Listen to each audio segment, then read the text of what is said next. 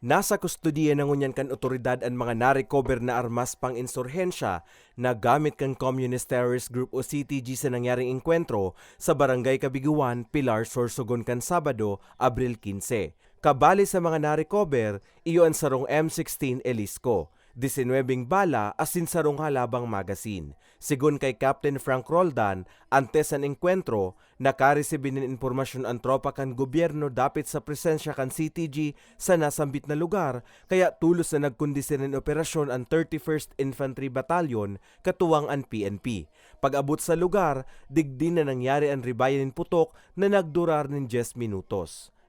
Concerned citizen from the resident of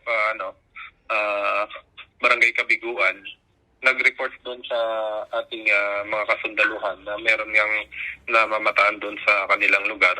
Kaya bagmi ang nagplano yung ating mga kasundaluhan para i-address. Nag-conduct sila ng security patrol and while approaching this area ay nagkaroon na nga ng palitan ng putok.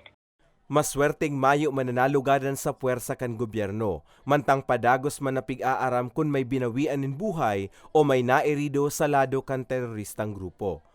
Ang mga CTG na naiiwan pa sa bundok, hindi kami napabago, hindi kami nagsasawa na manawagan sa inyo na kami ay narito, ang gobyerno ay narito para tulungan kayo na magbagong buhay.